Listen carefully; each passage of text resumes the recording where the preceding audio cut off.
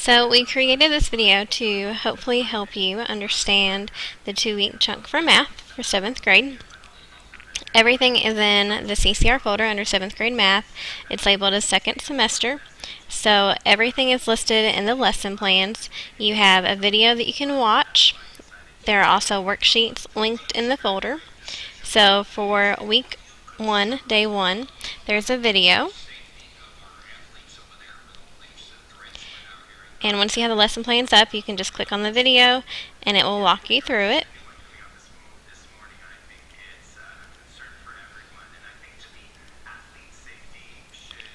Then if you open up the folder in day 1, you'll find the worksheet for that day.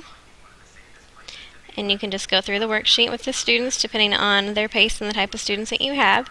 You can make your own judgments. There is also an answer key on page 2 for that. For example, you might have students who you feel like you need to work in small groups on, or there might be students that you feel like you need to personally put in groups and they can work in groups or partner up. On day 2, there's another video, so again you just click on that video from the lesson plans.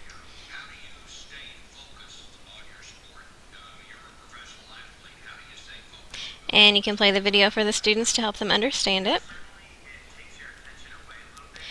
On day 2 as well, if you go back to the folder,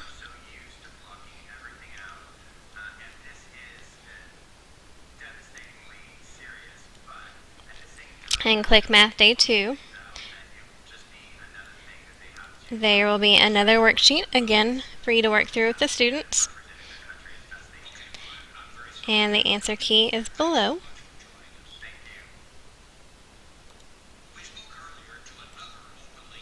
For day 3, there's a brain pop video.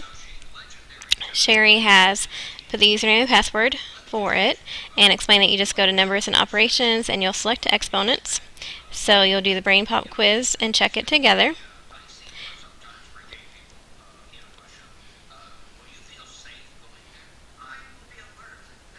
Again, she has linked some information in case you or the students need more practice with exponents.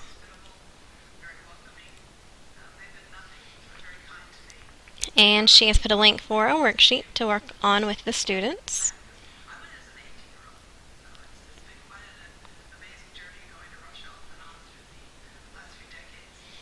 So again, depending on your students, you might select 1 or 2 from each one. If they need more practice, you might want to do all 4 from each section. And again, the answers are on page 2.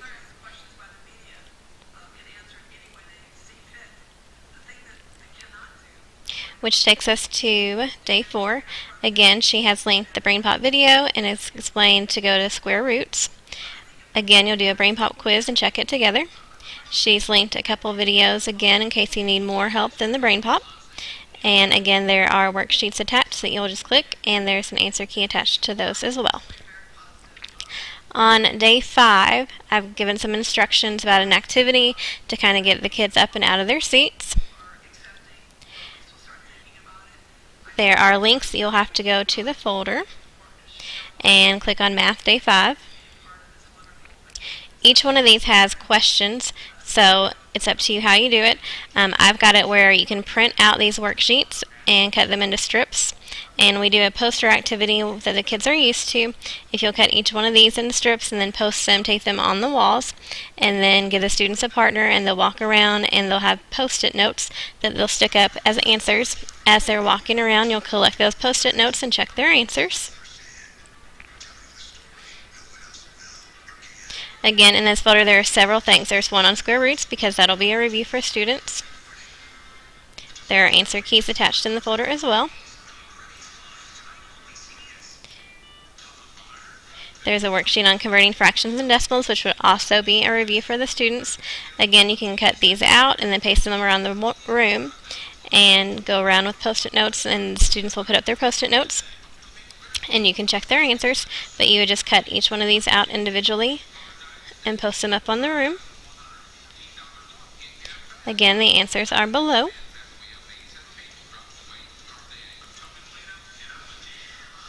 This is a review answer key for the exponents.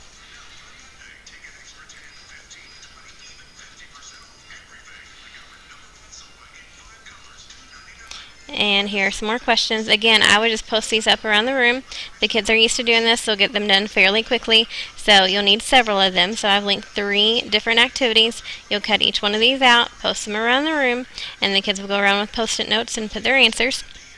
If you don't like the idea of doing that, then you can always print out all 3 of these worksheets, and the kids can answer them and turn them into you. It's completely up to you and your style of teaching. So that is day 5, kind of a different activity to get the kids up and walking around the room. On day 6, I have a couple YouTube videos about the topic.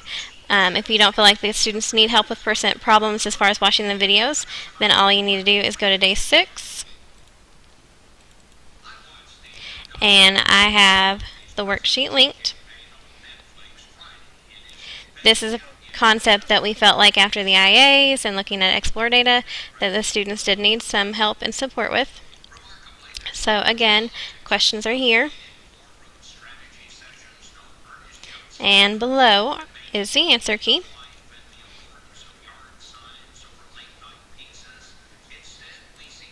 Again, for this topic, if you feel like the students need a video prior to doing the worksheet, the videos are attached. So you will just click on them.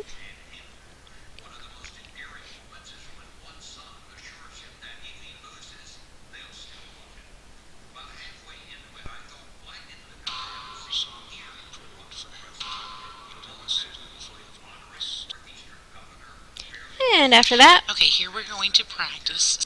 You can watch the video to kind of explain how to do percent problems by setting up proportions. On day 7, again, there's a video if you feel like the students need some help. I've attached worksheets that I said that if you want to have the students work them out on document cameras, the kids love to get up and explain how they answer things on a document camera. So again, on day 7, you'll go to the folder, click on day 7, and you will click on the link.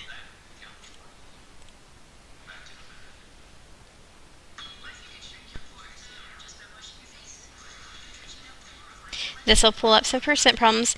If you would rather walk through this with the students, you can. It does it step by step how to create a proportion to solve percent problems. If you feel like your students have a good understanding, you can skip through that. And this has step-by-step word problems that they can work on either as a class or if you want to have them work in partners or groups.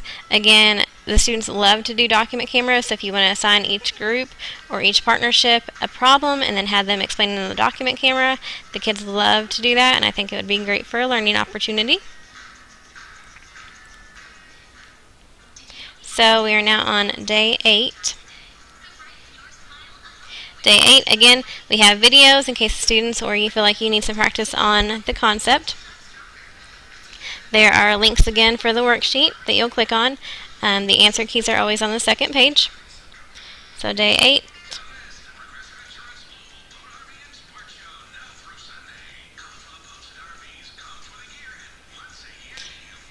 This is solving one-step equations. Again, answer keys on page 2.